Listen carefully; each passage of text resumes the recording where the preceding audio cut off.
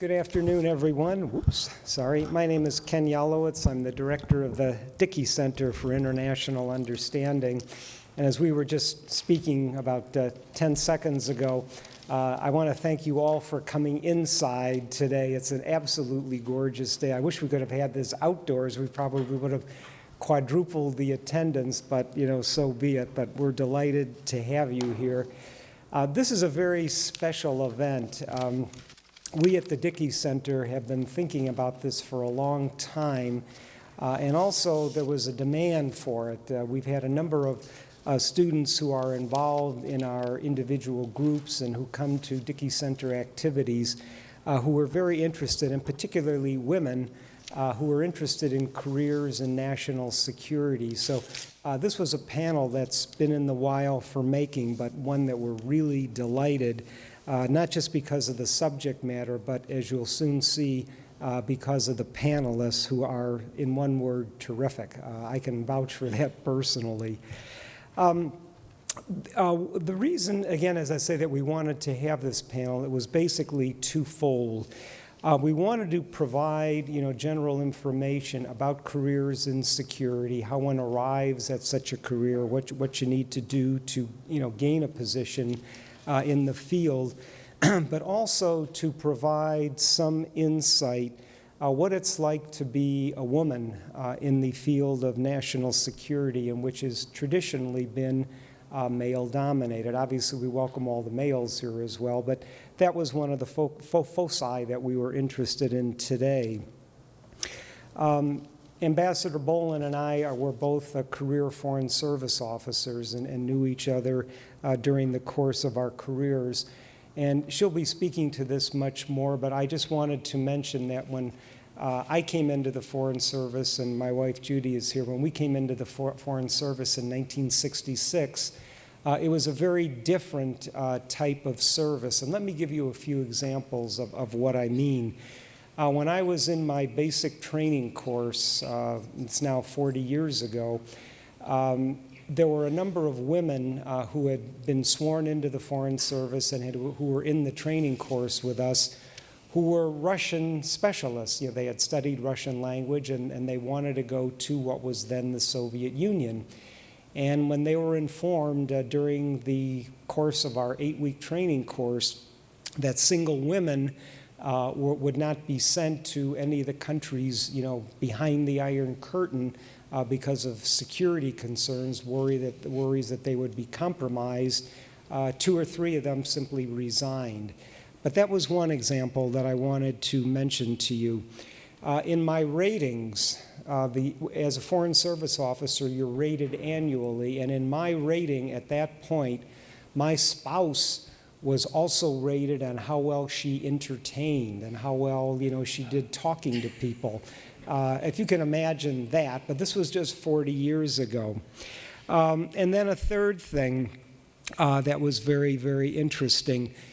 If a man and a woman, and they were both Foreign Service officers, wanted to marry, it was incumbent on the woman to resign. There was simply no choice in the matter. The woman had to resign.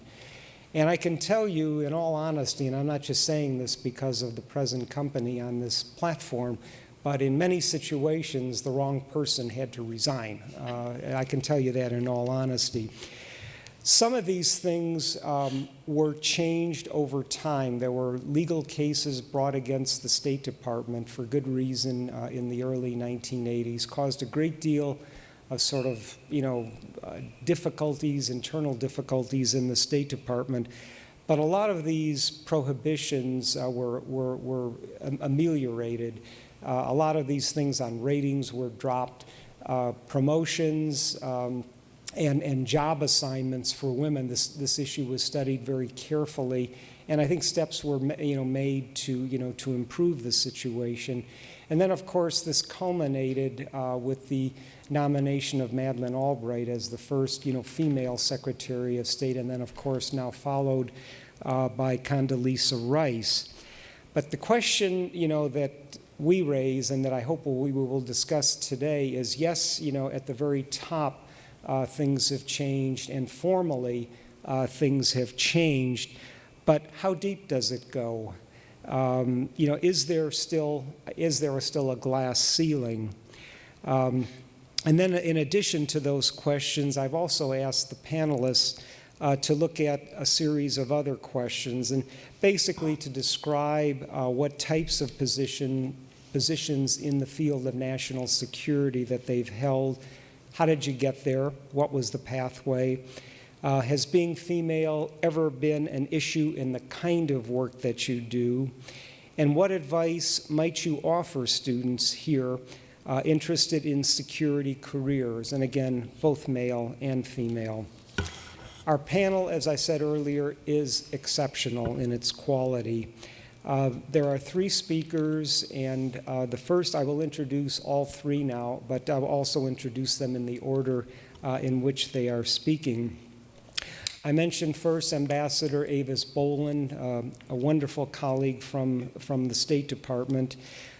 She retired from the State Department in 2002, and she currently serves as an adjunct professor at Georgetown University. Her Foreign Service career, 25 years as a Foreign Service officer with the State Department, also for 30 years in total with the U.S. government. Positions that she has held during the course of her career: Assistant Secretary for Arms Control in the State Department, 1999 through 2002, Ambassador to Bulgaria from 1996 to 1999, and Deputy Chief of Mission at the very large and very important U.S. Embassy in Paris from 1991 through 1995. In addition to being an adjunct at Georgetown, Avis is currently a public policy scholar at the Woodrow Wilson International Center for Scholars in Washington. She is a member of the International Commission on the Balkans. She serves on the board of IREX, which is the International Research and Exchanges Committee, I guess. She is a member of the Atlantic Council of the United States, the American Academy of Diplomacy, and the American College of Sophia, and also finally the Henry L. Stimson Center and the Arms Control Association. I think you can see in retirement she hasn't stopped one bit. Very, very active and very productive on all counts. Our second speaker is Alina Romanowski, Deputy Assistant Secretary, the Office of Professional and Cultural Exchanges in the Bureau of Education and Cultural Affairs of the State Department. She came to the Department of State in June of 2003 to establish a new office to oversee and manage the President's Middle East Partnership Initiative, and served as director. For 9 months, she also served as acting Deputy Assistant Secretary in the Bureau of Near Eastern Affairs. And prior to her appointment at the Department of State, she served as the founding director of the Near East South Asia Center for Strategic Studies at the National Defense University since December of 2000. She has also served as the Deputy Assistant Secretary of Defense for Near Eastern and South Asian Affairs in the Office of the Assistant Secretary of Defense for International Security Affairs from August 1997 through December 2000. And as the Deputy Assistant Secretary of Defense, Ms. Romanowski was the principal advisor to the Secretary of Defense on all matters relating to Near Eastern and South Asian affairs. And then finally, one of our own, Mara Rudman, class of 1984 at Dartmouth, and a member, I'm very proud to say, of the Dickey Center Board of Visitors, where we're absolutely delighted to have her expertise and knowledge. Currently, Mara is a senior fellow at the Center for American Progress. She also serves as senior partner at Quorum Strategies, an international strategic consulting firm. From 2001 to 2004, she was vice president and general counsel to the Cohen Group, That's Bill Cohen, the former Defense Secretary and Senator. From 1997 through 2001, Mara served as Deputy Assistant to the President for National Security Affairs and Chief of Staff for the National Security Council. In that position, she advised the President and the National Security Advisor and coordinated and directed activities within the National Security Council and among the Departments of State, Defense, Treasury, Energy, and Justice. And previous to that, Mara served as Chief Counsel to that would be the House International Relations Committee, supervising procedural and political aspects of committee operations and managed legislation related to war powers issues, the Middle East peace process, the Persian Gulf, amongst other things. Mara, as I said, is a summa cum laude graduate of Dartmouth College in 1984 and also a JD cum laude from Harvard Law School. So I would like now to turn the floor over to Avis, but please join me in welcoming this wonderful panel.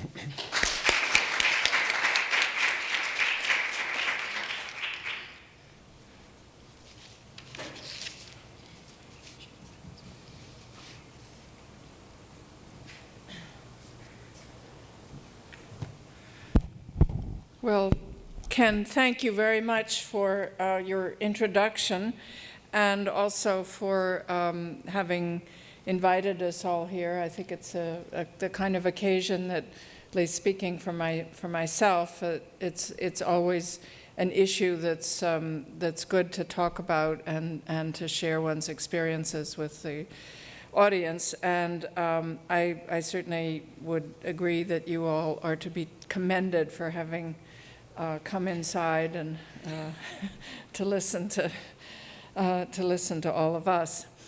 I spent about 30 years in all working for the U.S. government, but I have to say I never planned to go into anything remotely like security issues. It happened pretty much by chance. I came from a diplomatic family, so I had spent a lot of time overseas and thinking about hearing talk about international issues. At college, I did Russian studies, and but when I left college, I didn't go into the State Department. My father was working there, and so I spent 2 years as an analyst at the CIA on Soviet affairs, still just concentrated on the internal affairs of the Soviet Union, nothing to do with security or defense.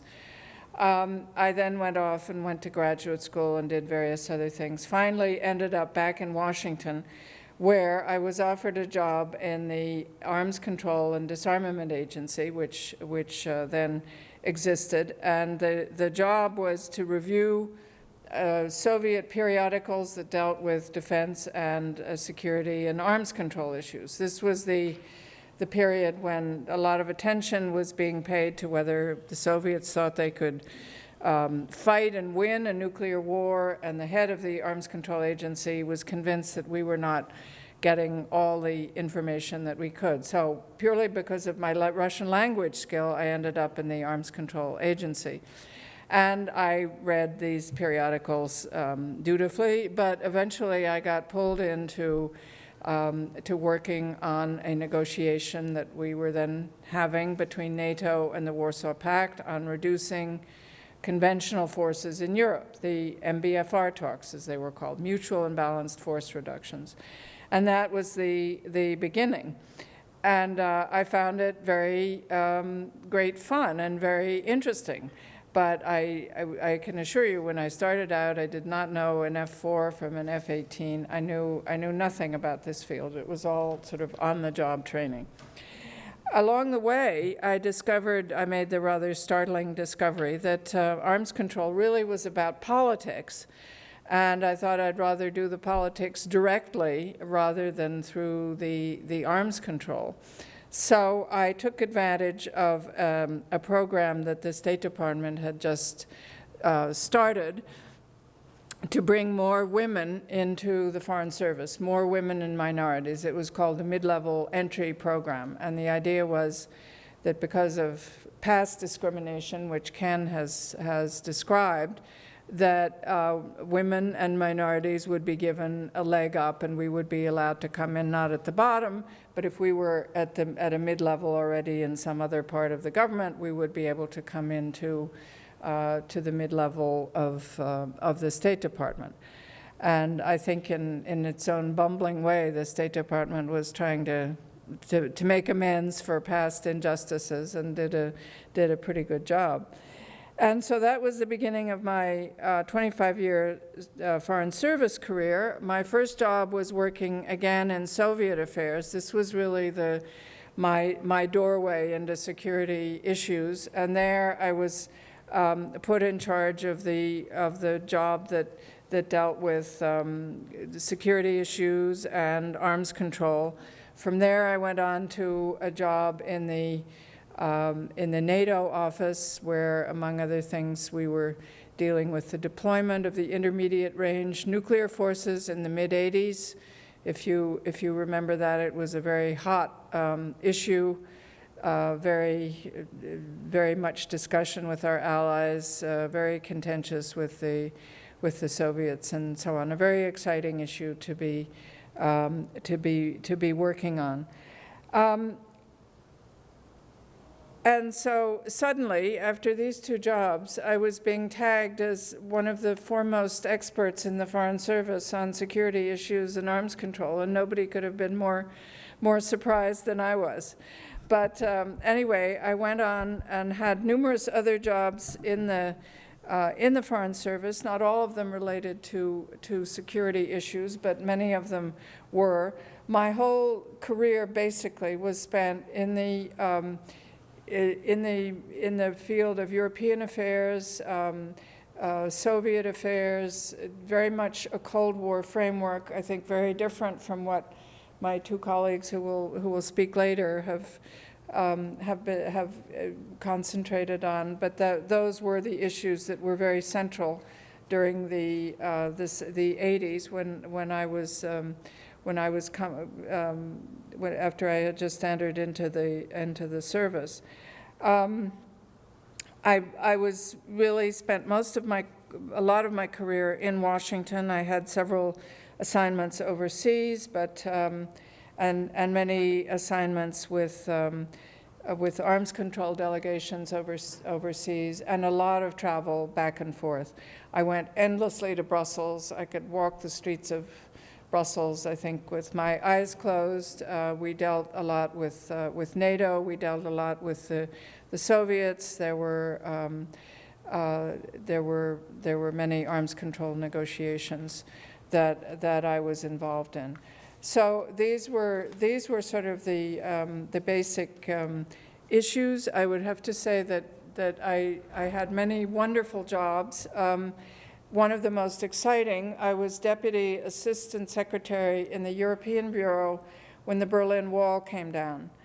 And for the next 2 years, we were scrambling to cope with this very exciting development, something that all of us who had worked on Soviet affairs for many years never thought we would actually, that it would happen in our lifetime.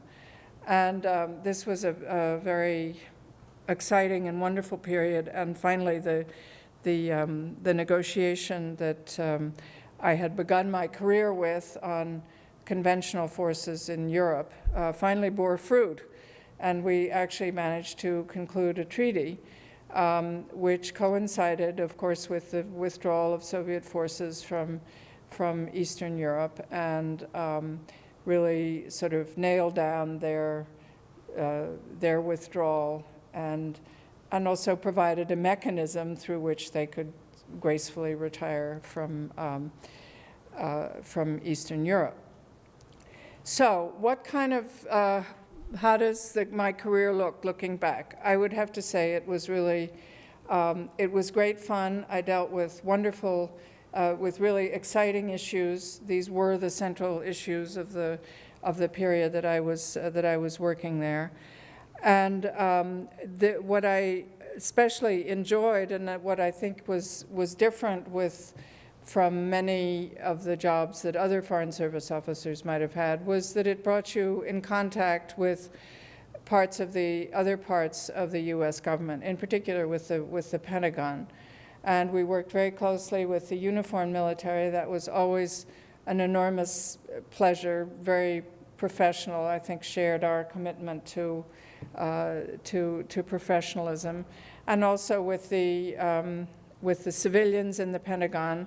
That depended, the pleasure of that depended on the administration. Some of the neoconservatives were started their careers already under Ronald Reagan, and those could be very tough negotiations.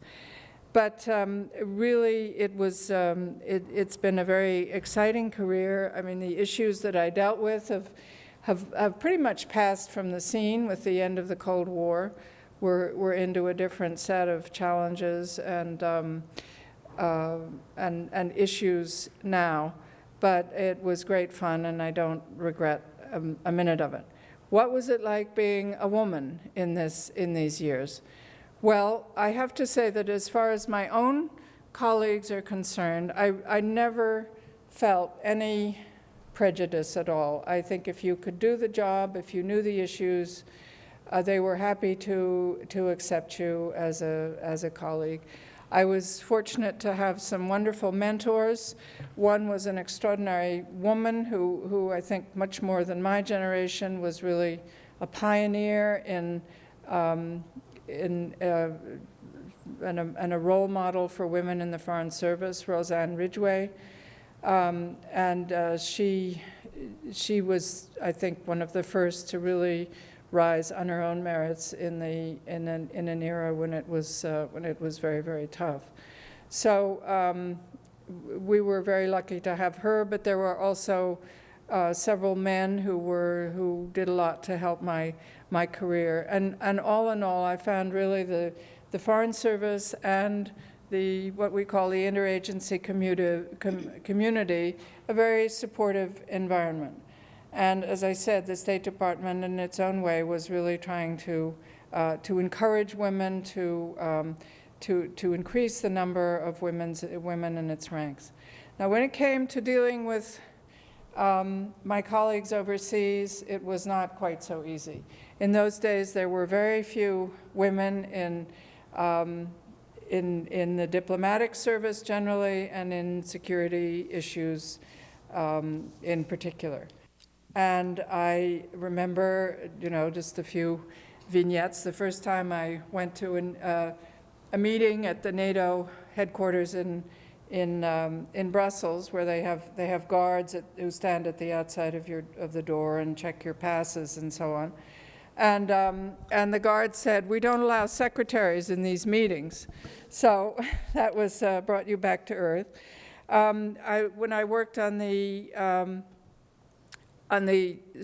strategic arms limitation, the delegation to the strategic arms limitation talks, one of the Russian generals inquired of one of my fellow delegation members whether I was the nurse of the general on our side, who was not in the best of health. And the general on our side, I have to say, never let me forget this particular anecdote. And I remember in the late 80s going to a meeting representing the United States at a meeting of NATO representatives, and the German representative, when he saw me come in and take the chair, he turned to his colleague. He didn't know that I understood a little German, and he said, "They've sent the woman, not even they've sent Avis Bohlen, but they've sent the woman." So there were these little things along the way, but at the end of the day, I have to say that when you represented the United States, this carried a lot of weight, and it didn't matter whether you were male or female or pink or blue or green, you spoke for the United States, and that undoubtedly helped. Maybe just a few more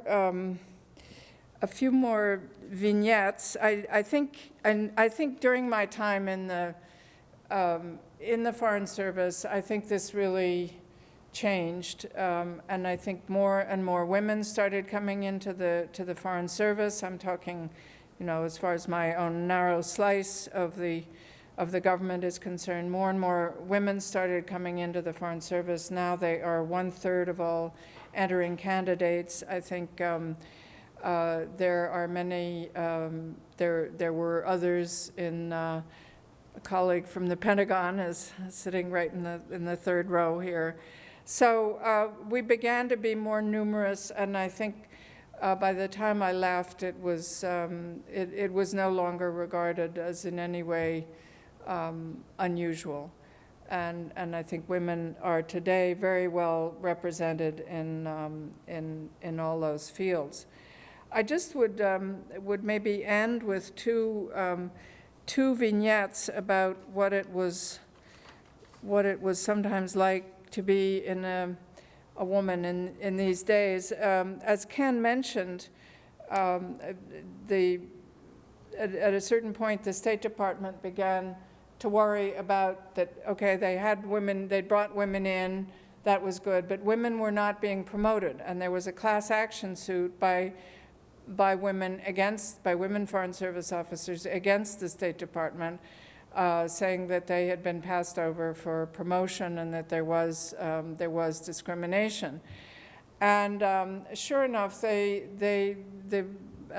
these women, I was not part of this suit, but they won the suit, and the State Department looked around, and of 104 deputy assistant secretary jobs in the department, which is just obviously the level below the assistant secretary, there were 4 who were women. So word came down from on high that every bureau must have a woman deputy assistant secretary. And the bureau that I was in, the European Bureau, a new assistant secretary had just been named, and he had already picked his team, and they did not include any women. And so they looked around, who could they pick? And they saw me, maybe the most senior woman in the bureau at that point. And so he disinvited the person who was going to be the deputy assistant secretary for security issues, so that they could have a woman in it. And I could see what was coming, I have to say. It was all very painful, because the person who was supposed to have the job was a great friend of mine, a colleague I'd worked with for very many years, and I really did not want to be put in that situation. It was very unpleasant. So I used to go hide in the ladies' room. I thought, they can't find me there.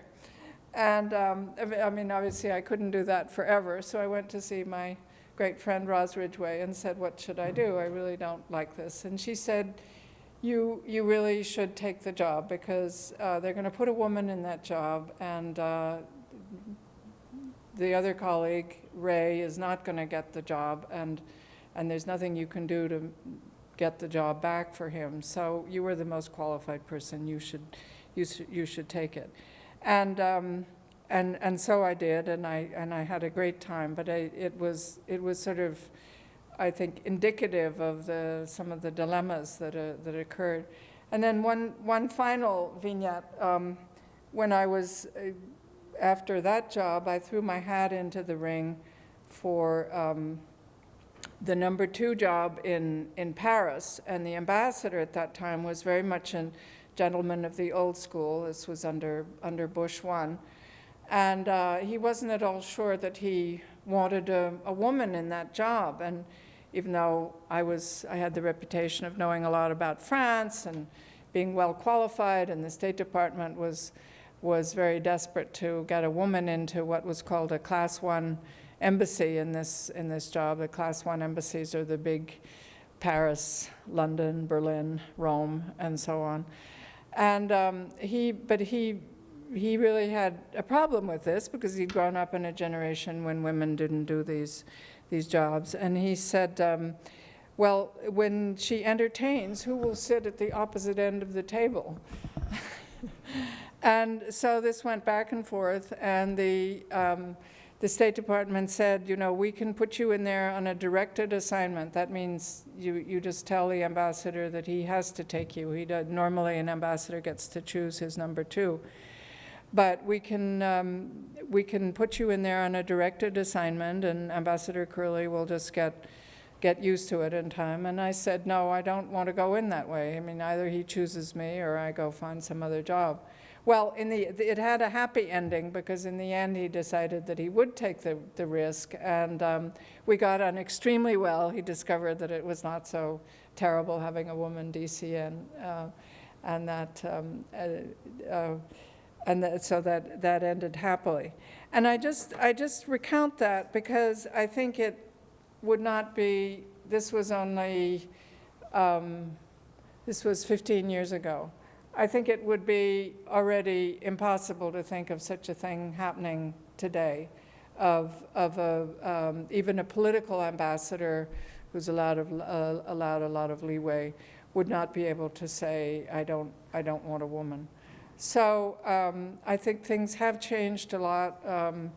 I don't feel that I was a hard-suffering pioneer, but definitely things are better than when I came in. So thank you very much.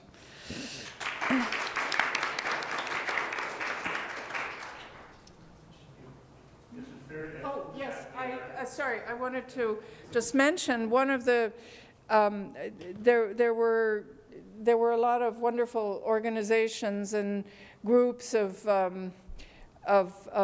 like-minded colleagues, people who were working in the security field along the way. And one of these was an organization called Women in International Security, which I was a member of the executive board of for a number of years, and now I'm on the advisory board. And I just thought that it would be very relevant to what we're talking about today, and I've brought up their newsletter and some membership forms in case you feel tempted to join. Yes? Would it be yes for you to tell tales at a school to tell us who sat at the other end of the table? Well, I usually, it would depend. Sometimes my husband was there, but sometimes it was some other colleague from the State Department. I'd say, what are you doing from the embassy? What are you doing for dinner tonight? So it very much depended. Yeah.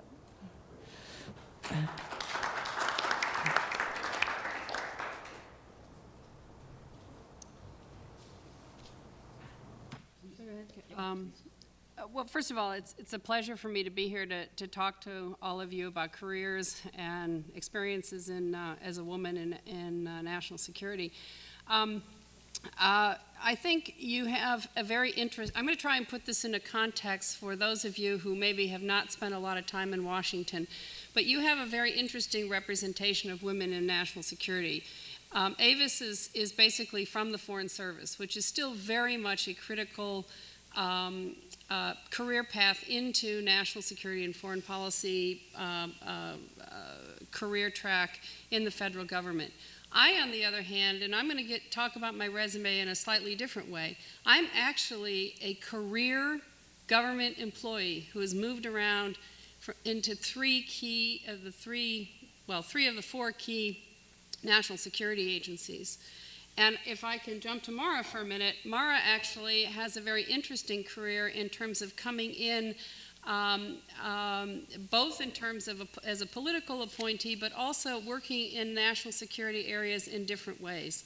So to try and get you to think about careers in national security, I think you've got an interesting mix here. And I'm going to talk a little bit about what it is to be a civilian or a civil servant, career civil servant. in the national security track.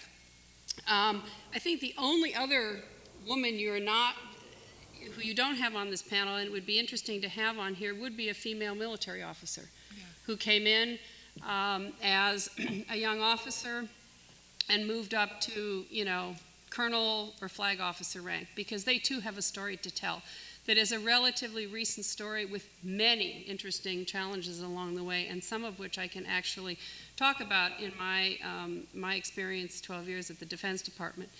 I actually ended up in the national security foreign policy field not as unplanned as Avis's, but somewhat. I got my degree in international relations at the University of Chicago back in 1980.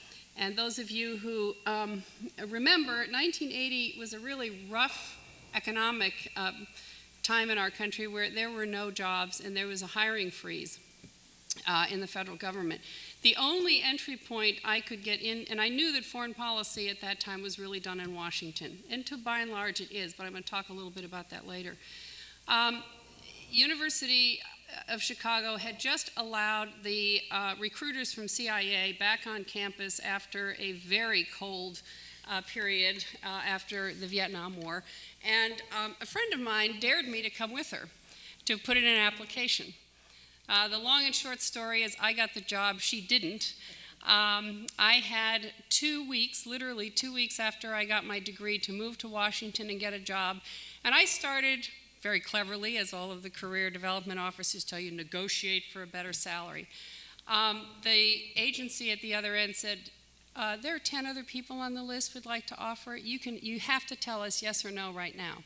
So I had very little choice. Off I went to become an analyst at the agency for 10 years, and I stayed there in the Middle East Bureau and the South Asia Bureau as an analyst for 10 years, doing some really excellent work, and really grounding. It gives you a phenomenal grounding, both in terms of analysis, but in terms of what it is that the senior leadership needs to make sound policy decisions, and how does the intelligence community, which is a critical component of national security and foreign policy formulation, supports that.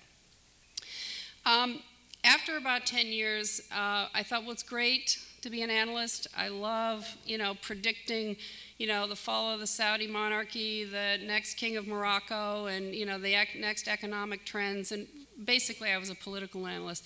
But I thought, what's really interested is how do you apply all this information in policy formulation and policy implementation. And I had an opportunity to go down to the Defense Department on a 2-year rotation in a policy office. I landed at DOD February of 1990, and if those of you remember, that was the beginning of the discussions of Desert Storm. And so I had managed to negotiate the position as the Israeli desk officer, which in essence meant that I was in the business of managing and overseeing at a certain level all of the military-to-military relationships we had with Israel. And as we moved towards the situation in Iraq, and ultimately Saddam Hussein invaded Kuwait, and the president made the decision to go to war, the main job that I had, along with several others in between me and the Secretary of Defense, was how do we keep the Israelis out of the war? If you remember that question. We were, I would say, successful at doing that. But every night, we were down in the Secretary of Defense's office every time a Scud missile came in saying, what are we going to do now? It didn't have a chemical warhead. What are we going to do now? I had many other colleagues who were on the other side figuring out how do you execute the war in the Gulf, but I was really the one to come up along with my military uniform colleagues. How do we keep the Israelis out of the war? So I stayed at the Defense Department for essentially 12 years, and I talk about my career this way because actually right now I am on detail from the Defense Department to the State Department. So that gives you a clue of career tracks outside of just the Foreign Service or the intelligence community. You can, as a career national security professional, and I use the term sort of quite specifically, move around the government. And I'll talk a little bit about that as well. So I spent about 12, 14 years in the direct line foreign policy formulation office in the Secretary of Defense's office. After Desert Storm was over, one of the challenges that we faced was actually, so now, what's the follow-on? If you go back and you look at our military footprint in the Persian Gulf, it was pretty small up until Desert Storm. And so one of the challenges that we had to do after that is then how do we sustain our presence and build military relationships in the Gulf so that we could sustain the policy that we had set in place after Desert Storm, which had critical components to it, which was Operation Southern Watch, Operation Northern Watch, the International Interdiction Force in the Persian Gulf, not to mention trying to build military-to-military relationships and cooperative training opportunities and interaction with the forces on the ground in the Middle East. And I'll speak to what it was like to do that as a woman a little bit later. My career has basically covered 7 administrations.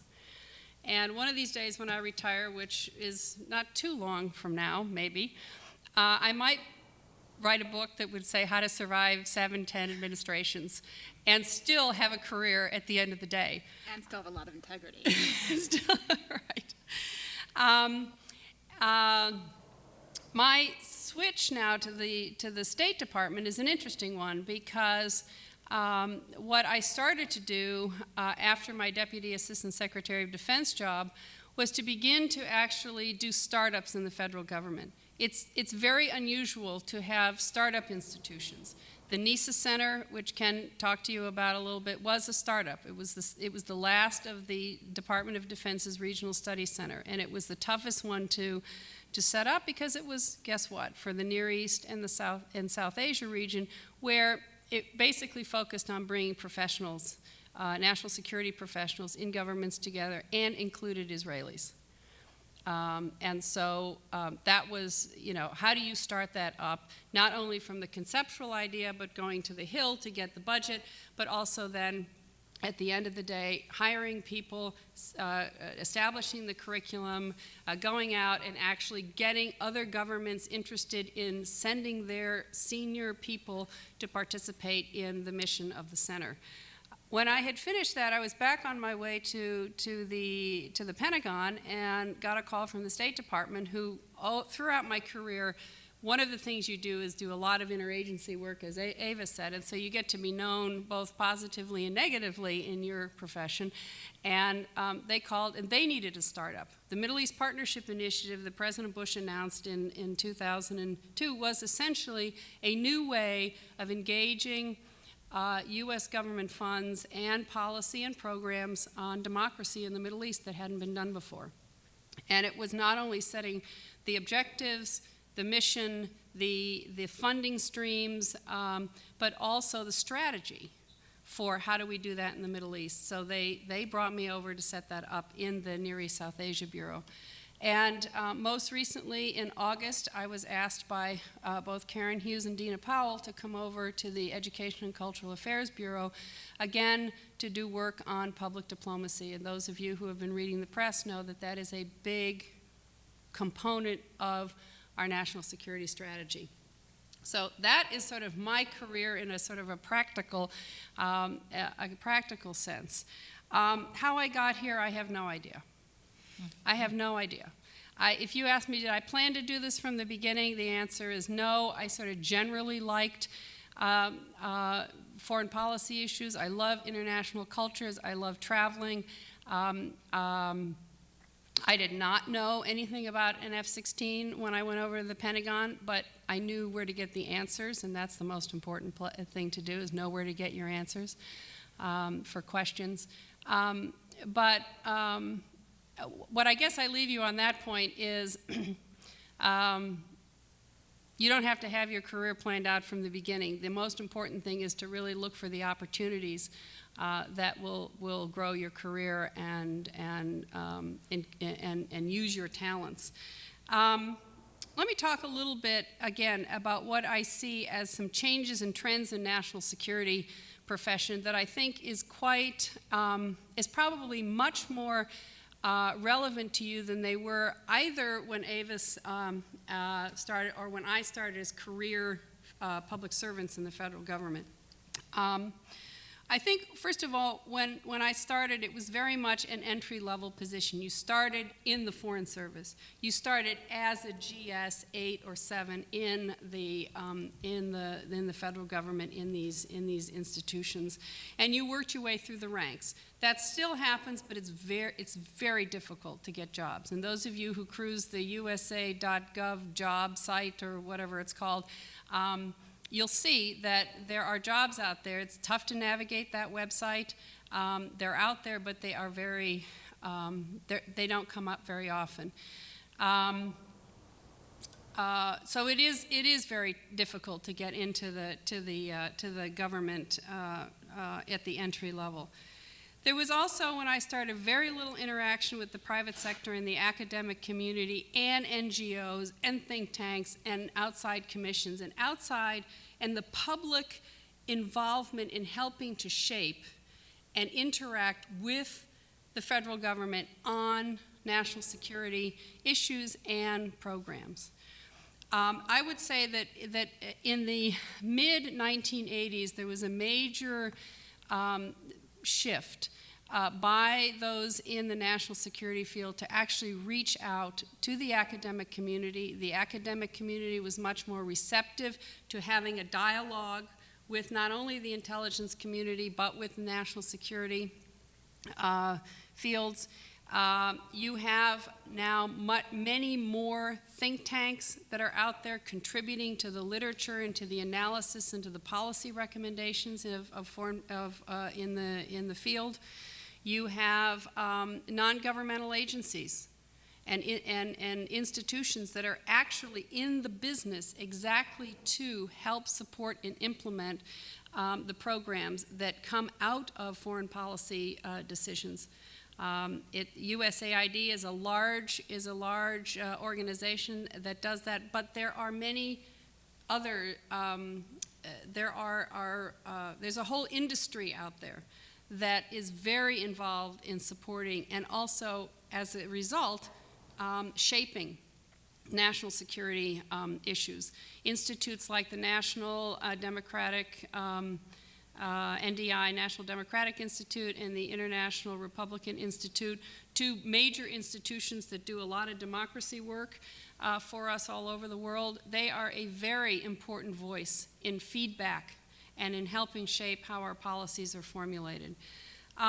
There's a much more full circle interaction, I think, at all levels with senior policymakers and with the bureaucratic levels with the outside community. I highlight that because those of you who are thinking of national security careers don't only think in terms of the straight line, you got to go work for the federal government. There's a lot out there, and you get a lot of hands-on practical experience that the federal government is looking for now if you go in some of those tracks. And the opportunities to come back and forth in the government through a number of ways there's a lot of very solid work and experience you get out there in that the non-federal government world that I was talking about.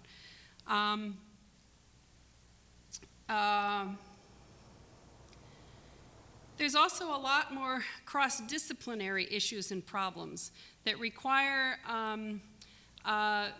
a different kind of understanding of how some of the disciplines of national security come together. One of the things that is in some ways a generational issue for women is there weren't a lot of women who came out of either the military or what I call hardcore military experiences where you knew the difference between F-16s F-15s. What does a Tomahawk missile do? How is it built? I was actually on one of the inspection teams in Israel where we had to go and inspect the Patriot missiles. Do you think I knew what the inside of a Patriot missile was? No, but I made sure that the people who were with me were the ones who built it.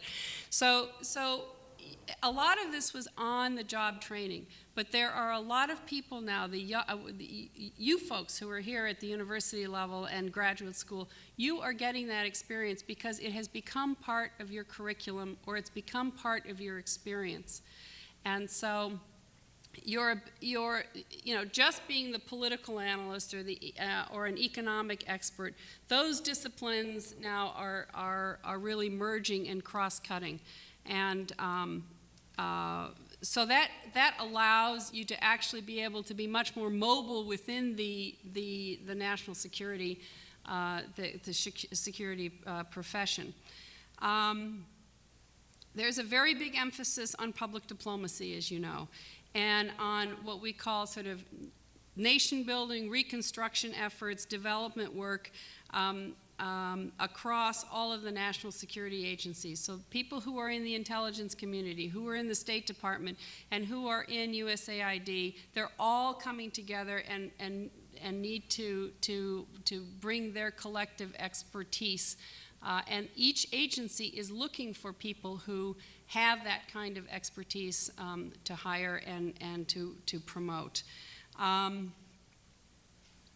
The whole notion of using technology as a national security and public diplomacy tool, the speed with which information goes around the world, the State Department, the Defense Department, all of the places where there is a public space for information have got to learn to react much more quickly, and so we need people who can do that kind of work and are creative in technology.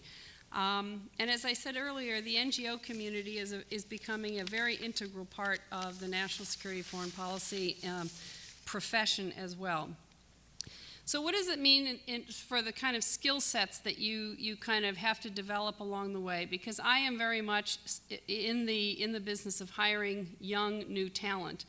And I'm going to give you a little bit of what I sort of have to look for when I'm looking for a resume. There is no doubt you continue to need strong analytical and writing skills.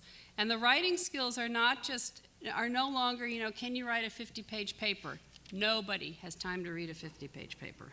You may have to train on writing them, but nobody in the government who's making policy has an opportunity. So what do you need to do? You need to be able to synthesize the information. You've got to have a head-on strategic planning.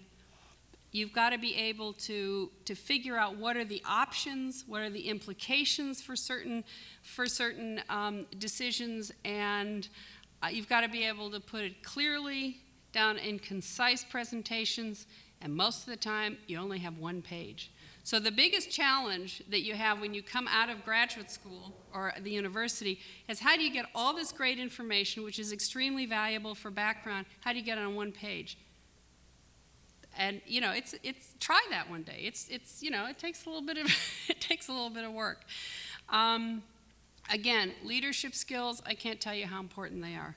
The ability to be team player, to demonstrate initiative in the interagency process. You no longer have 2 or 3 people who are working on an issue. You've got many, many people. You've got to be able to be a leader, to build consensus in a group, to be a team player, and you have to have patience.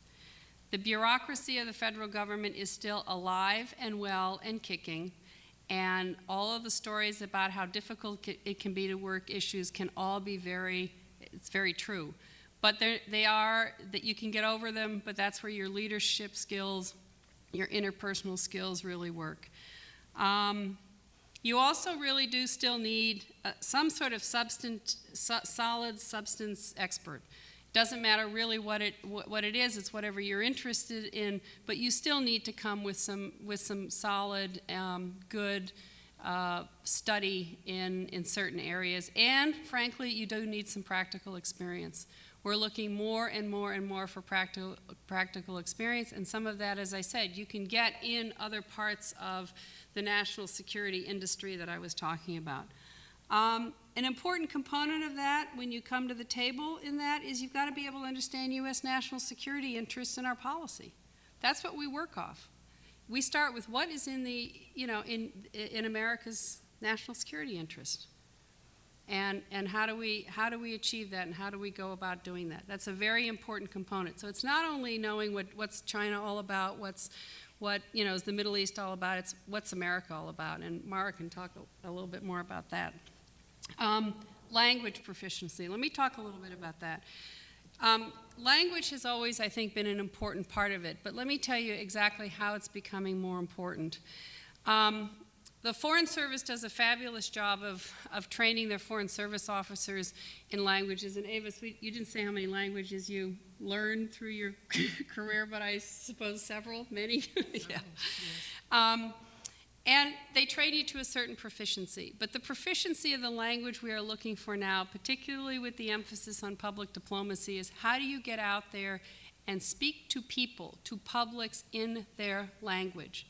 It is one thing to be able to do translations. And there are careers in translation. Those still exist in a number of the agencies and are very noble careers.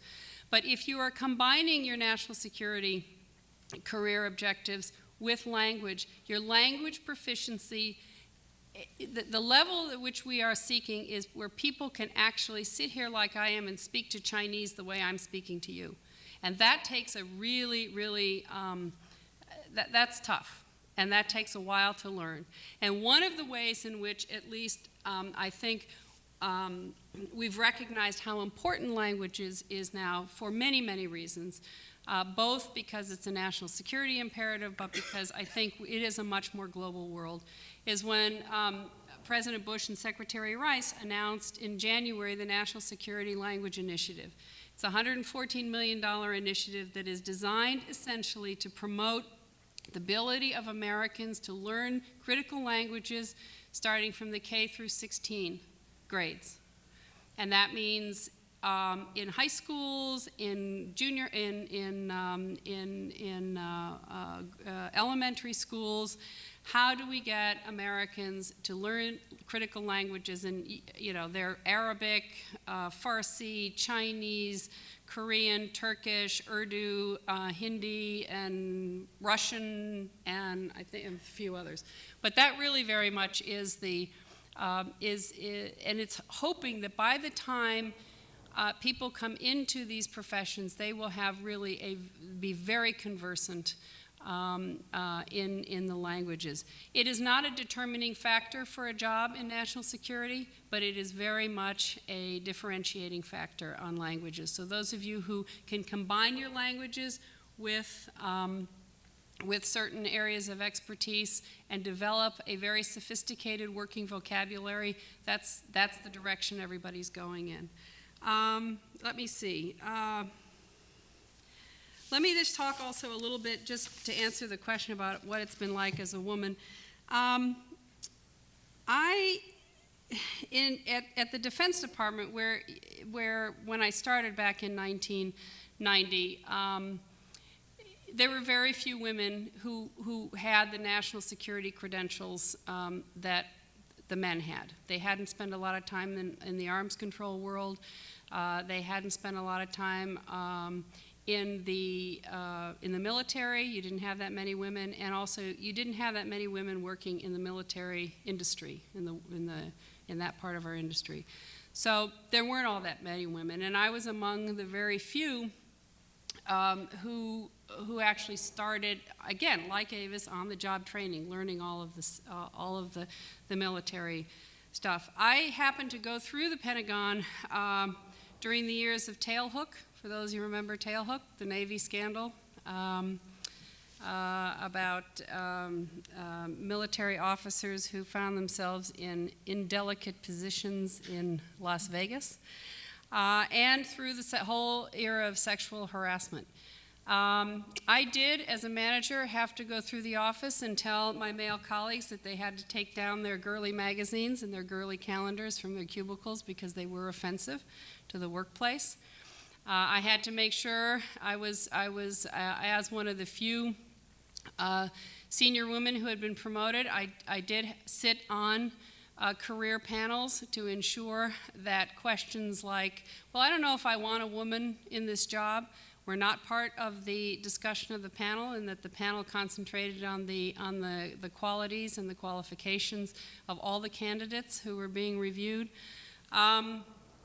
And I actually had to handle a number of very unpleasant sexual harassment cases, both in terms of my subordinates and in cases of peers. You know, the Defense Department worked through that. That's on the public record. And there are still issues that are related to that in the workforce and in the workplace, and you just need to know it's still out there. It's a lot less out there than it was before, but it is out there. Issues like glass ceiling, I would venture to guess that in the federal government, because of all the regulations for equal opportunity, you find that a lot less than you do actually in the private sector.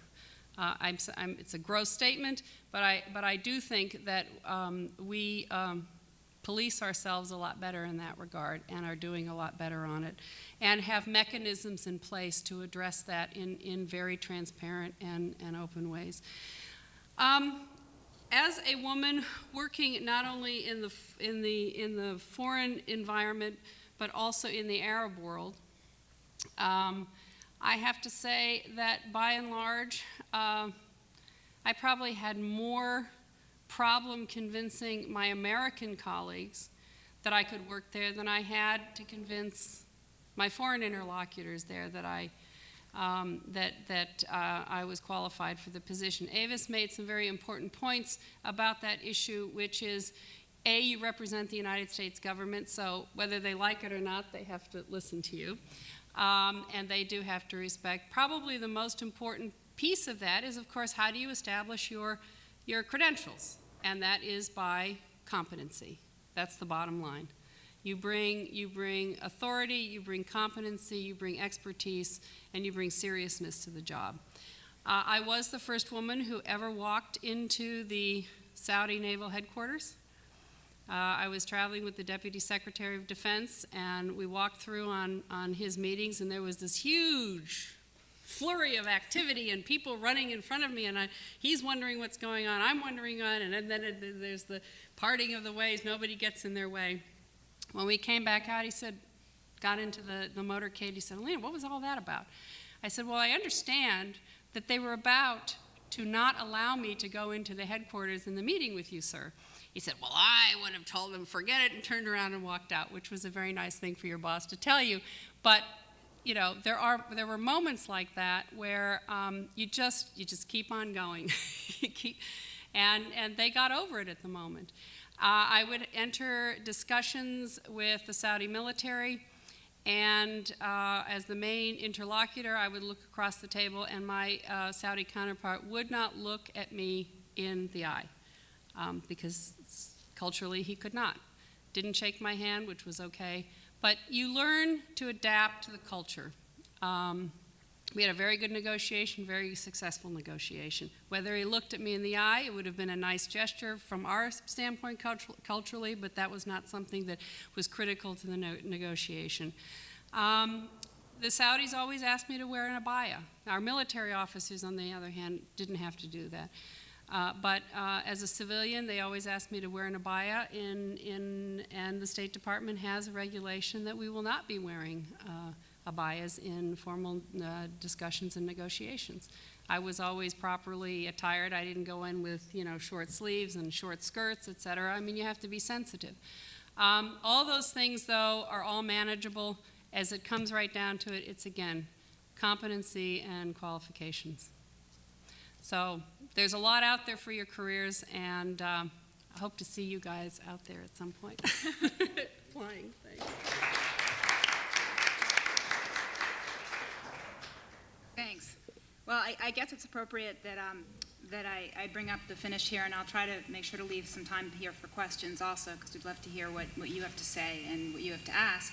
And I also like having the chance to finish up, because I like bringing it back to where I started, because Dartmouth really did very much started for me. In fact, my thesis was what absolutely, if there's any kind of line I can trace through my career, like Avis and Alina, I can't say that I planned my path in any way, shape, or form. But the one thread that I can tie all the way through started with my thesis as an undergraduate. And I did it with a professor in the government department who's no longer here, Ian Lustig. But I looked at what kind of leadership it takes to try to restabilize democracies going through particular types of territorial crises, focusing on Britain in the early 1900s and their problems with Ireland, and looking at France in the 1950s and its problems with Algeria, and trying to figure out what implications that had for Israel and its problems with the West Bank and Gaza in the 1980s. And if I look, I started with that, and I pointed this out actually to Ian Lustig when he was in Washington in 1998 or 1999 for the American Political. I think so, but I think they're having problems with it. Should I take that one? Okay. All right, great. There. Okay.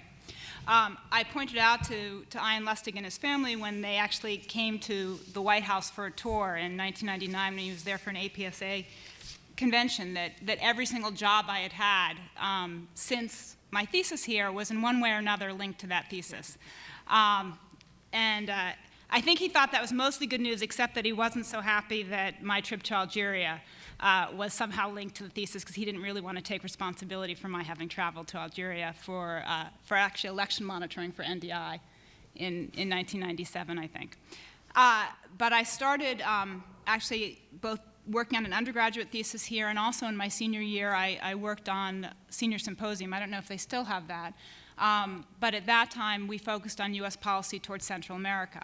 And my hometown congressman at the time was Congressman Gary Studs from the 10th Congressional District of Massachusetts, and he was at that point on the House Foreign Affairs Committee. It was then called the House Foreign Affairs Committee. It's now called the House International Relations Committee. And he was very active in the 1980s on issues involving Central America.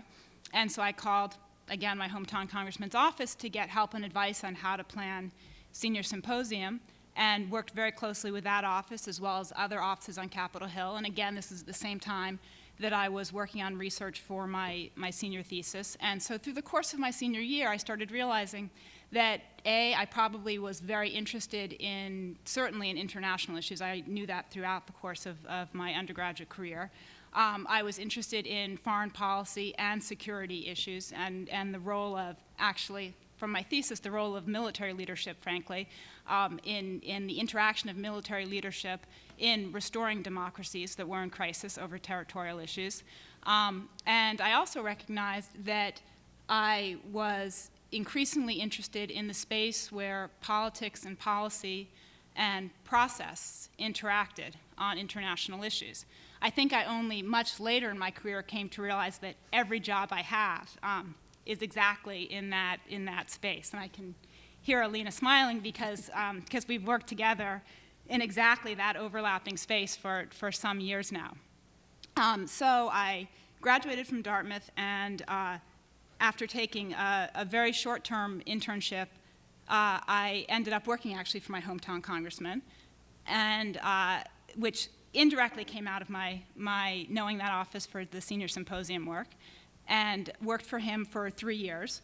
And in the course of that work, ended up doing the staff work for him as a legislative assistant for the House Foreign Affairs Committee. In the course of that work, I came to know quite well the staffers for the Europe and Middle East Subcommittee of the House Foreign Affairs Committee. The Europe and Middle East Subcommittee at that point was chaired by Congressman Lee Hamilton, who was my longstanding, I used to, when I worked on Capitol Hill, I always had a hero pedestal. And the people in Congressman Studs' office used to tease me first because Congressman Studs never seemed to really reside on that hero pedestal.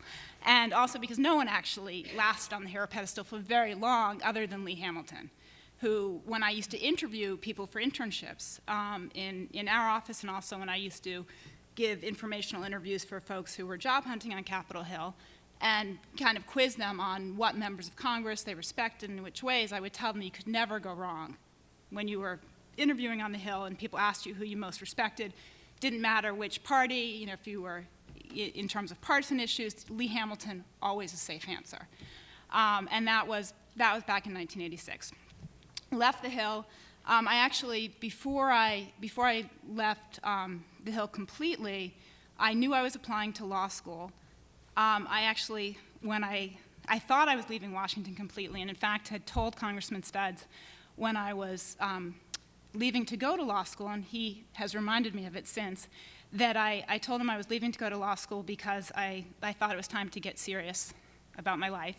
And we were actually standing in the halls of Congress at the time, and he has very fairly sarcastic personality, and he kind of looked around and he said, you know, Mara, there are some people who think that working here is being pretty serious about life, but but he actually was also kind enough to allow me to take a brief leave from his office for 3 months to take advantage of a Dickey Endowment grant and to go to pursue some additional research that had come out of my thesis. And I went to spend some time based in Jerusalem and spend some time in the West Bank and Gaza, looking for Palestinian leaders who were in one way or another interacting with the Israeli government and yet maintaining their credibility with the Palestinian nationalist community. It's very ill-defined, and let me just say there were probably not, in fact there were not, many 24-year-old Jewish Americans traipsing around the West Bank in 1986 with those purposes, and yet it ended up being a wonderful opening for me, a wonderful opportunity, and I've since stayed in touch with many of the people I met at that time, and it's, again, been another theme that has served me well throughout my career and would never have happened had I not started here, and also had I not worked for a member of Congress, where I have to say it was not typical for him to allow me to take the leave, me to take the leave to go do that kind of research at that kind of time, in that kind of place, and write about it for the major newspaper in his district as well. And so in the entire package itself was a great opportunity for me, and it was a theme, I think, again, if I kind of trace through my career, of my being very fortunate in having very, very good teachers that I was able to find who were able to help and guide me and be disciplined with me when they needed to be, and I'd say when I needed that discipline, and also be fairly lenient with me when I pushed the edges of the envelope on certain issues as well, and having that kind of flexibility made a huge difference for me in guiding my career as I went along. I did end up leaving Congressman Studs' office to go to law school. I thought I was leaving Washington completely.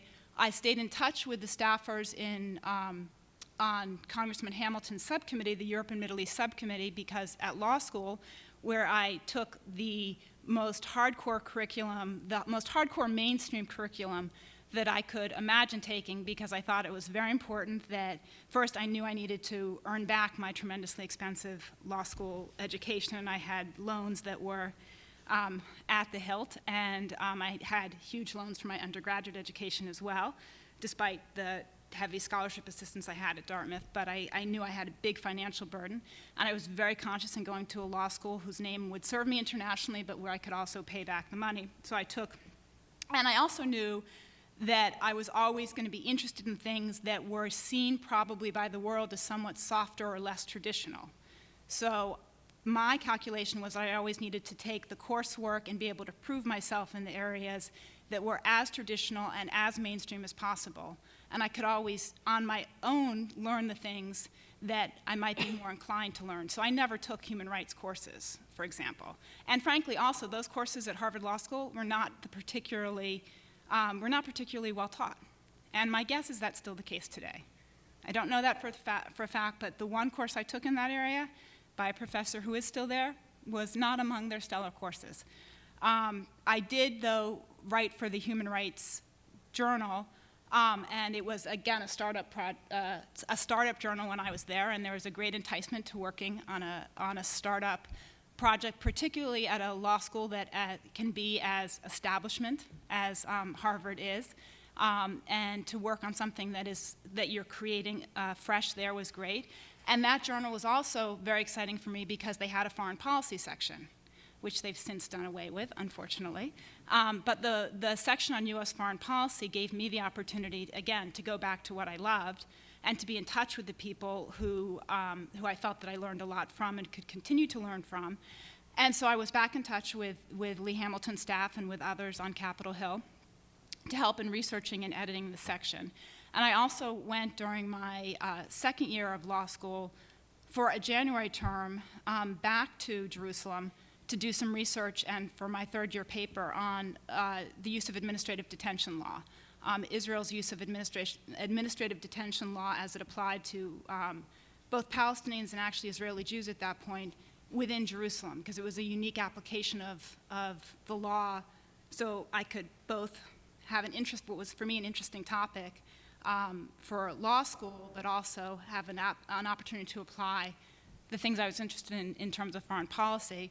And also, I convinced the professor that was funding my research that it made sense for me to stop in Belfast on the way home. And he told me that that was possible if it was part of my vacation plans for the way home.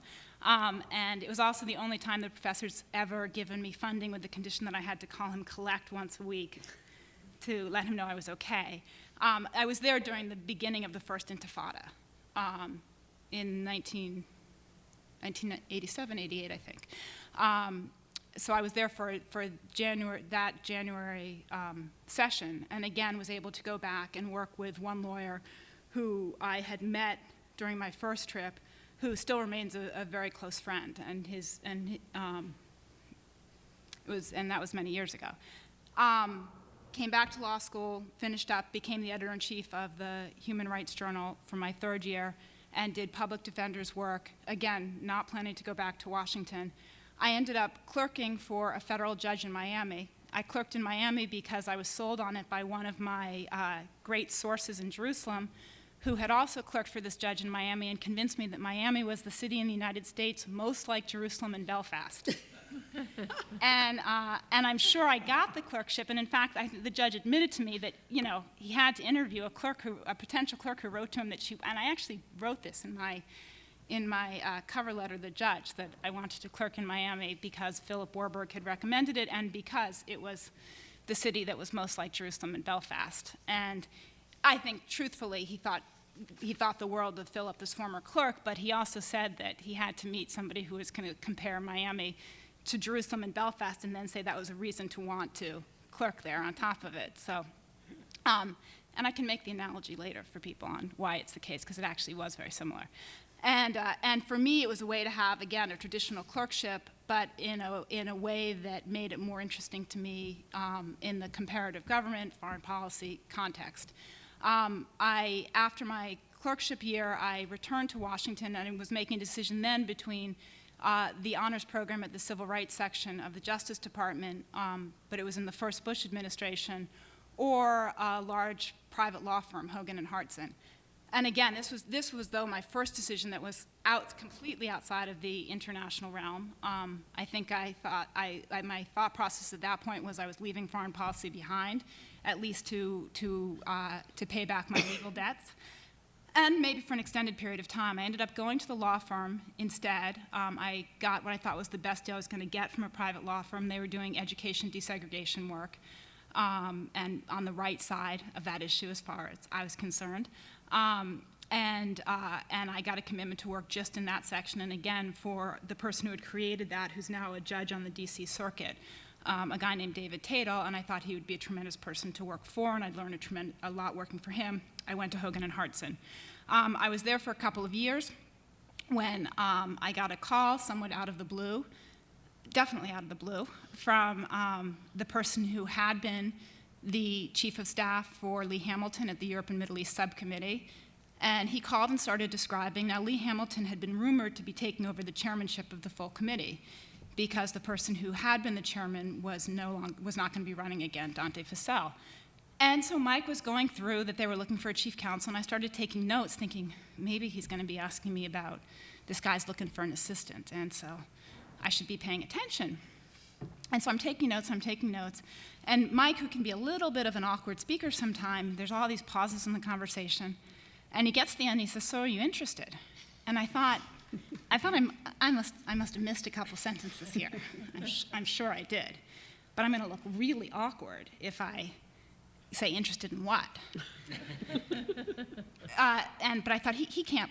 I'm a third-year associate at this. I'm a new third-year associate at this law firm. He can't possibly mean the chief counsel job at the House Foreign Affairs Committee.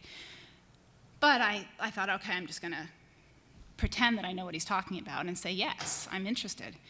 And so he said, I don't want to push into anything, but Lee's got to move pretty fast. So could you, if you are, could you come in and talk to him then tomorrow? So I said, sure, yeah. And I hung up the phone, and I went next door to my friend's office and said, I'm not sure, but I think I just got asked to interview with Lee Hamilton for the chief counsel position at House Foreign Affairs, but I'm not sure, and I think I might have, and recounted the whole thing to her, and she said, no, I think that's what you got asked to do. So as I was going out the door for the interview the next day, we were both joking about how I could get myself psyched up for this interview, because all I kept thinking about for those 24 hours was all the reasons that I could not possibly be qualified for this job, and they had to be out of their minds to be asking me, and what were they thinking? And what she said at that point, and this was in the first, this was actually as the Clinton administration was being put together in the fall of 1992. And George Stephanopoulos at that point was the big name, the kind of young wonder kid of the Clinton administration in those days. And my friend Mimi said to me, do you think George Stephanopoulos ever stops and thinks about whether he has any right to be where he is? So as I was going out the door to go to the interview with Lee Hamilton, Mimi said to me, I have 2 words for you, George Stephanopoulos. And that became our code from then on. So I had the interview with Lee, who could not have been more gracious. I ended up getting the position, which really was my dream job. This was, the guy I'd had on my hero pedestal for years, the only person who hadn't toppled from that pedestal in Washington, and here I was working for him. I really had to pinch myself. And I honestly felt that way about him for, I would say, pretty steadily for the 5 years that I served him in that position. I learned a tremendous amount from him. It also comes under the category of the has being a woman ever been an issue? I knew, though it never at all came up in the interview, I realized when I got the job that the fact that I was who I was probably absolutely played a role in why I got the job, because Hamilton was trying to make a very clear statement when he took over the chairmanship of that committee that times had changed and that the committee was going to be a very different place. And when I had been a junior staffer for Gary Studs 6 years before at the committee, me and all of my friends and everyone who staffed members of that committee used to joke about the senior staff of that committee, including the councils, were all known as the old guys with the white hair and the cigars, who sat up in the back of the committee, at the back of the committee and podium, and you were at that point in those days allowed to smoke cigars in the back, and didn't do a whole lot of work, or didn't appear to ever be doing much work. And that's exactly how they were referenced by a lot of people. And he probably was trying to send a message to a lot of people by bringing in someone who looked and acted about as different from those guys as somebody could possibly be and act. So that's the reality of it. And I was pretty conscious of that. How did that translate for me? I recognize there are a lot of people who probably wouldn't be too happy. There are some people thrilled about that. A lot of people who weren't too happy about it. And I think I think anyone who thinks that I think you got to assume in every job, whoever you are and however you look, that is a part of how you're being judged all the time. That doesn't mean that, right or wrong, that's just the reality. For me, the way that it translates is I'm going to make sure that I'm twice or 3 times as good as anyone who would assume that they could get that job with ease. And that certainly was how I performed in that job at that time, or that's how I felt I needed to perform. There were a couple of other instances that came up as well. I'm going to skip over them because I know we're behind here in terms of timing. I went on from that job to go to the White House, where I was the chief of staff and the deputy national security advisor to President Clinton, worked very closely with Alina on a number of negotiations where, again, we have some stories for you, particularly about our interactions with, not actually with the leaders of Arab countries, but I think we had some of our biggest challenges with some of the military and defense leaders of Israel, who had some big cultural adjustments to make to the fact that the team of negotiators they had to face in the United States was entirely female on some of the key strategic negotiations coming out of and surrounding the failed Camp David talks. And it was quite eye-opening for them. But I think had the effect, at least in the short term, of making them change both their negotiating strategies, and I've heard since from other Israelis some of how they have done some of their personnel. I mean, it shook up their internal personnel system to recognize what they were dealing with in the United States. So on that side, maybe a plus. In terms of advice I would offer, just picking up on a quick point that Alina made, I second everything she said about kind of the list of skill sets to have. The one I would add to that, which I think she was alluding to, is the importance of really sharp political antenna. And if you don't have them, develop them. And I don't mean that in terms of partisan politics at all. What I mean by political antenna is figuring out situational awareness, might be another way of describing it, paying attention to where people are and what they're about and where they're heading. When I was being briefed, when I was chairing a meeting in the Situation Room, a deputies meeting, which is basically how a lot of policy gets developed and formulated as you're getting it ready for the National Security Council principles. I could read a briefing paper to know what our policy on China was or needed to be.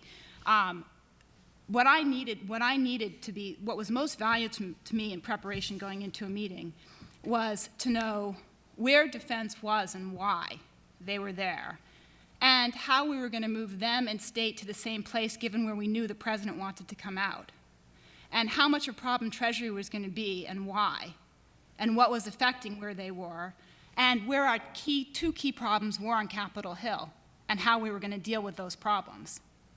And figuring out how you were going to move the key players who were around the table to where you needed to be, ideally in the 2 hours that you had in that meeting, and make everyone feel by the end of the day that they had had the opportunity to have their say, and not that anyone had been slighted in getting to where you needed to be by the end of your 2-hour session.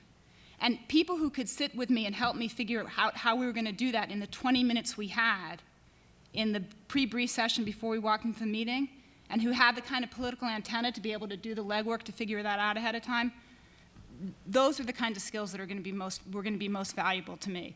I'd also second what she said about the ability to, whether you're working for a non-governmental organization or a think tank or on Capitol Hill or out in the field, the ability to move back and forth between and among different parts of the world, different parts of the United States, in and out of government, between and among agencies, I think certainly much greater than it ever was before. I feel like my own career is an example of that. Yeah, I certainly hope that my time is not over in government. I don't know at this point. If Democrats don't manage to get back in again soon, then we don't deserve to be back in. But I also have been pleasantly surprised, frankly, by how much of an ability to affect and influence policy and have a role in policymaking on issues I care deeply about, how much of that I've been able to do from outside government as well as inside government. So there are many, many opportunities out there. You should be creative about how you approach them, and many different opportunities to get experiences that I hope that you'd find very valuable experiences as you go along. So why don't I leave it there?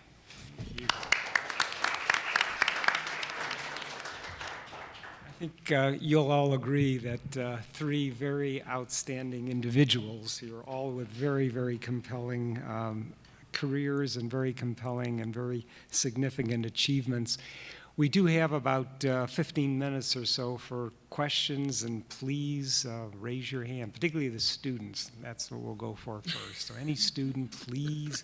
Good, start. I noticed that the focus of the topic was sort of my question doesn't pertain directly. I'm not necessarily considering any career in the State Department or in law, but I'm interested. Sort of, I guess, when you all mostly start with your own sort of functions, just sort of like generally, what did you think? What are real pluses to work in the State Department?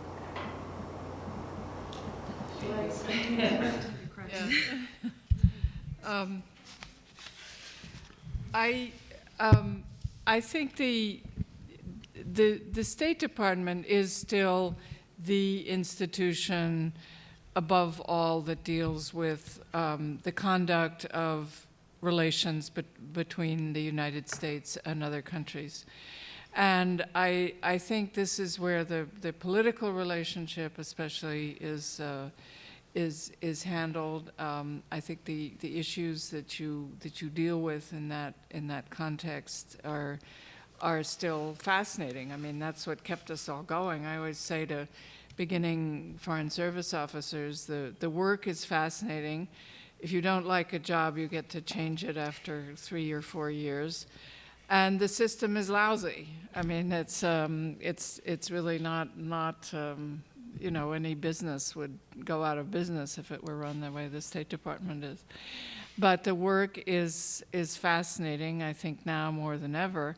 I would just, Alina rightly said that it's hard to get entry-level jobs, but the Foreign Service is an exception to that because you can only come in through the entry level. So it still is probably, if you're thinking Foreign Service, it's probably more of a sort of a commitment to a particular track than if you're doing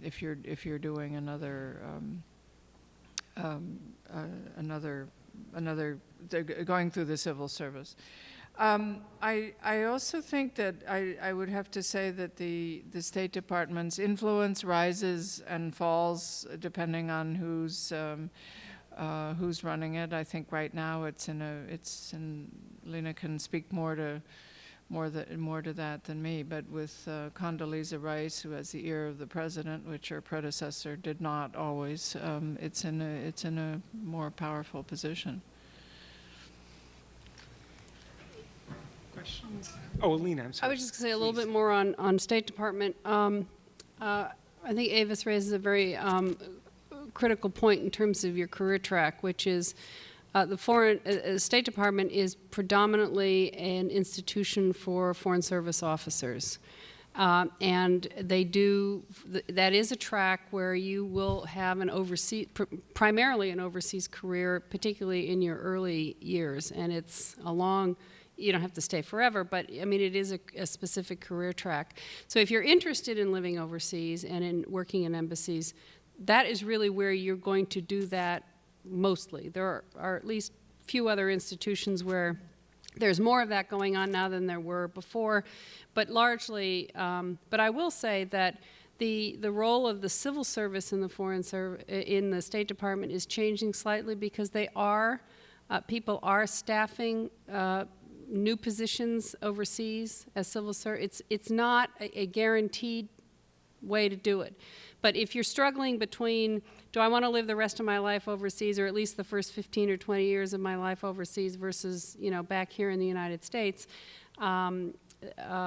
you can still have a very exciting career as Avis has had in the State Department through the civil service track. But again, the main track for the State Department is the Foreign Service. So those of you who are contemplating taking the Foreign Service exam, it really is the track. There's for it, and that is still very much the culture that dominates the State Department, and the whole institution is managed to support that staffing of our missions overseas.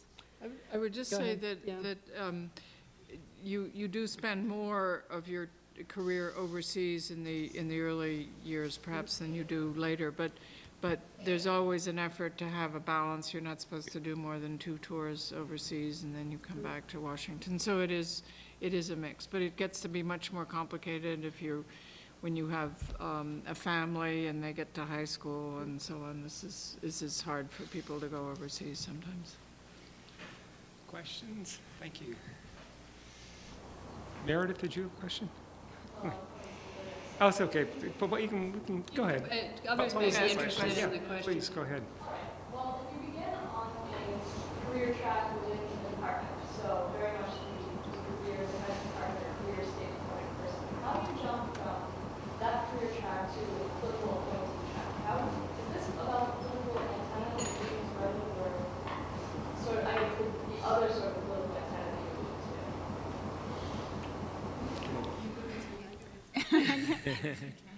No. Yeah, I mean, Alina and I, we're joking just because we may come at this from slightly different sides of the street. I think that it absolutely can be done. I think, and it happens not infrequently. I think one of the questions is once it happens, in other words, once you become a political appointee for a particular party or administration, then it's how much are you marked by that? In other words, you can't go back in the other direction. And sometimes that's, sometimes that's okay, or or sometimes depending on the kind of administration or what the relationship is or what the appointment is, you may be able to work for the other side as well, depending on what the tone is in Washington at the time, or depending on how that administration treats the other party. I mean, it's all of those things, which again goes to the political antenna. I've spent a fair amount of time counseling career guys that I worked with in the Clinton administration, either about how long they can stay in with the current administration, or about whether or not they should accept political appointments with this administration when they're offered. And I think sometimes what they're implicitly asking me is, if your team gets back in, Mara, will you vouch for me? Will you be able to say, I'm really with you guys? And the honest advice is, A, I don't know I don't know where I'm going to be, and I certainly know what I would tell anyone who asks me about you, but you have to make the call, A, based on whether you think it's a good job and you can do good things in that job, and my basic view about Washington, which may seem outdated, but for me has held true, is that no matter how partisan and how ugly the city gets, the most important commodity you have is your integrity and how you do business, and that is what carries you. I still, I have plenty of friends who are Republicans, as well as plenty of friends who are Democrats, and I can tell you without question, the people I don't get along with and who I smiled when Alina said you have to have patience, because that's one thing I'm not particularly known for, both when I managed the meetings in the bureaucracy and on Capitol Hill as well. And the people I have no patience for are the people who have no credibility and no integrity, and there are way too many of them in both parties. And so to me, I mean, that's part of how it's a very tough call to make, though. And so I think I think it's a very hard thing to plan. I think a lot of it depends, again, it comes down to what the job is, what the opportunity is, who's offering it to you, what the climate is at the time, what kind of reputation you've built for yourself and with whom, and then you're still making a calculated risk. Let me talk about it from, as Mara said, the other side of the street and through very personal experience. When I was considered in the Clinton administration for the Deputy Assistant Secretary of Defense job, that level of job, particularly at the Defense Department and in almost every other agency, and to a lesser extent at the State Department for reasons I'll explain later, those are jobs that are what they call on the plum list. Those are jobs on the political list that the White House controls or has the ability to, and correct me if I'm wrong, to place their political appointees. They can also go to career people, but in key agencies like Defense, Commerce, Treasury, Education, most of those jobs go to the political party that comes in that's elected. The State Department, because of the Foreign Service institution that it is, has far fewer deputy assistant secretary positions and above that are designated as political. There are many assistant secretaries. There is a percentage of assistant secretaries in the State Department that are career. They still need White House approval, but they can be career. And deputy. They're not designated only career. Right, right. So, but the culture at State is to have more career people. At Defense, there is no culture for career people. It is the decision of an administration or a Secretary of Defense to the extent, for example, they want continuity or career people in some jobs. So when they considered me for, and I was at the time, I was a career civil servant. There was only one other woman and two other men at the time in the OSD office who had been in career DAS level positions. The fact that they wanted to put me in a job, and one that was particularly, interesting, it was the Middle East and North Africa, they had to check with White House personnel. And they had to make a case of why it was really critical that me and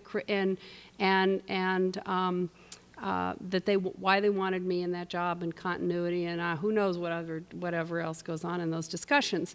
Some administrations will give you a political test, some won't. It all depends on their style. Again,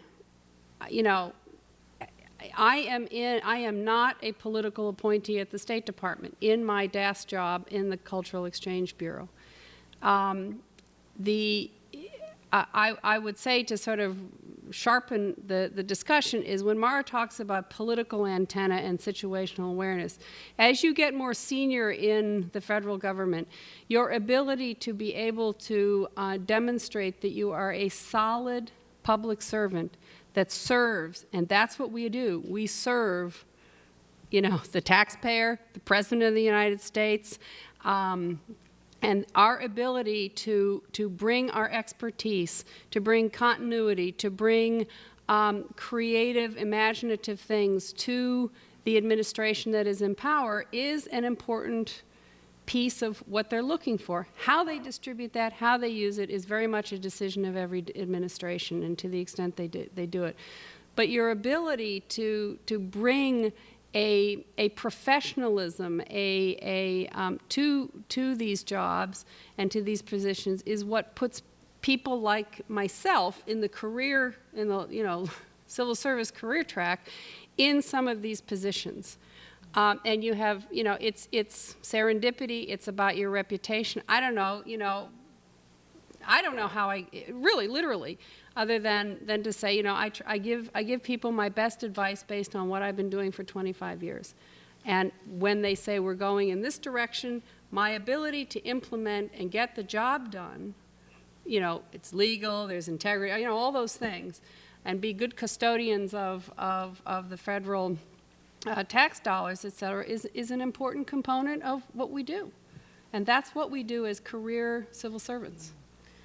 Could I just add to that? I think there are, on this issue of career people in sort of senior jobs, I think it has been my experience living through many transitions from one president to another, that when a new administration comes in, this isn't always the case, but it can be, that there is great suspicion of career people, because you have been loyally working for the last administration. You have gone out there and says, X administration goals are wonderful and we should all support them. And so you're not, obviously, when you're working for Administration X and Administration Y is elected, you haven't been touting the goals of Administration Y.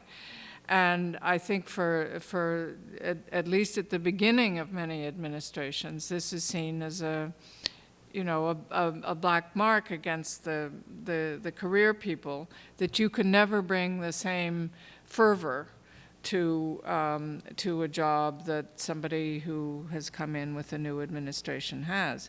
And this can apply to career people too, and this is maybe particularly the State Department, but you find that all the deputy assistant secretaries, they may all be career people except for one, but they are all changed because they have been associated with the previous administration. They may be replaced by a whole new set of career people, but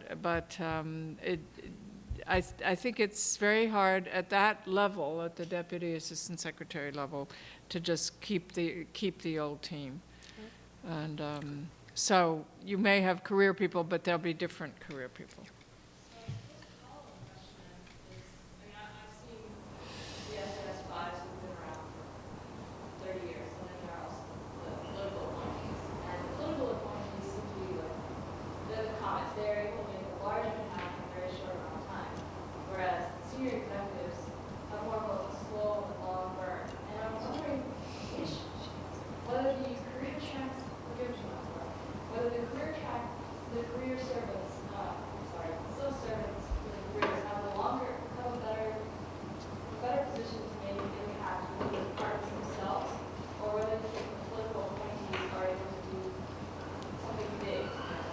Well, I'm sure we all have our views on this, but I think the career people are, no matter how they're regarded by an incoming administration, they are the continuity.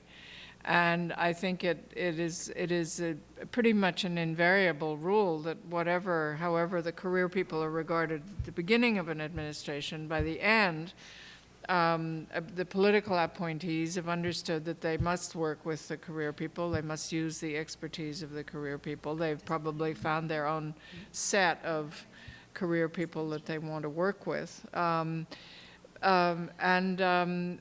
So I think both play a very important role. A political appointee, and not all political appointees are equally influential or equally able to get things done, or to call up the White House, or to make calls on Capitol Hill. Some of them have no influence whatsoever, but I think when you're talking about the ones who do have influence, they provide the sort of the political clout. And the career people provide a lot of expertise to support that. So it's often a team effort. I think. I'm sorry. I was going to say the best marriage of the two that I ever saw was in Moscow. The second time we were there, the ambassador was Robert Strauss, a very well-known political person in the Democratic Party, chosen to be ambassador to the still then former Soviet Union by President Bush I. I will never forget, a few weeks into his ambassadorship, he called in the counselors, the deputy chief of mission, the senior leadership in the embassy, and he said, "Let me tell you something." He said, "I know a little bit about bureaucracies, and I know a little bit about how dangerous it can be for you folks to send some things back or get on the phone to Washington and make recommendations, that they don't want to hear." He said, "I don't have that problem. If you've got ideas, if you've got suggestions, if you've got things that you would like to push, come to me, and if I think it's worthwhile, I'll do it." And he did. And that to me was the beautiful marriage of career and political. Well, unfortunately, we have to call this to a close. I think we could go on for a long time, but I think you will agree this has been an extraordinary panel. And my great thanks to all three of you for making the trip up here. At least we gave you good weather. But thank you all very, very much.